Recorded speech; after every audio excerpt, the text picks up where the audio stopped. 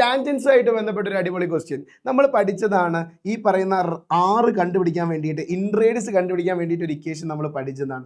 Root of S minus A into S minus B into S minus C divided by S എന്നാണ്.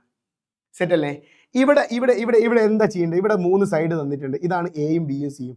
S എങ്ങനെ കണ്ടുപിടിക്കുക? എസ്സിന് ആദ്യം നമ്മൾ perimeter കണ്ടുപിടിക്കണം. പെരിമീറ്റർ എങ്ങനെയായിരുന്നു? 8 + 15 + 17 ദാറ്റ് ഈസ് ഈക്വൽ ടു എത്രയാടാ? പെരിമീറ്റർ ഈസ് ഈക്വൽ ടു 40 എന്ന് കിട്ടി. പെരിമീറ്റർ അല്ല എസ് എന്ന് പറയുന്നത്. എസ് എന്ന് പറഞ്ഞാൽ പെരിമീറ്ററിന്റെ പകുതിയാണ്.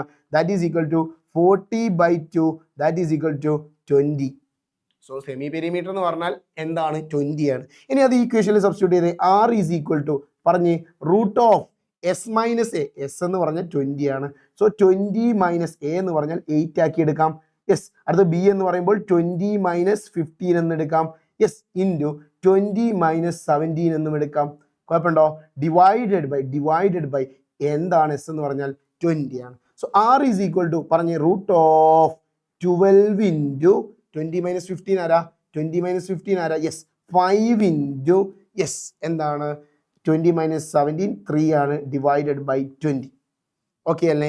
ഓക്കെ അല്ലേ? അപ്പോൾ എന്താണ് ആൻസർ വരിക? യെസ്. ഈ പറയുന്ന നമ്മുടെ പെരിമീറ്റർ ഇത് ഇവിടെ സെപ്പറേറ്റ് ആയിട്ട് ആദ്യം നമ്മൾ ചെയ്യേണ്ടതാണ് കേട്ടോ. യെസ്. അതിനുശേഷം ഇതൊന്ന് സബ്സ്റ്റിറ്റ്യൂട്ട് ചെയ്ത് ആർ ഈസ് ഈക്വൽ ടു പറഞ്ഞേ. ആർ ഈസ് ഈക്വൽ ടു എന്ത് വരും?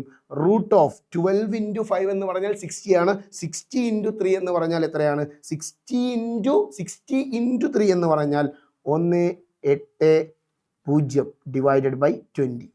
കുഴപ്പമുണ്ടോ? 0യും 0യും കട്ട് ചെയ്ത് ബാക്കി R is equal to root 18/2 എന്ന് പറഞ്ഞാൽ 9 ആണ്. So the radius is 3. Set അല്ലേ?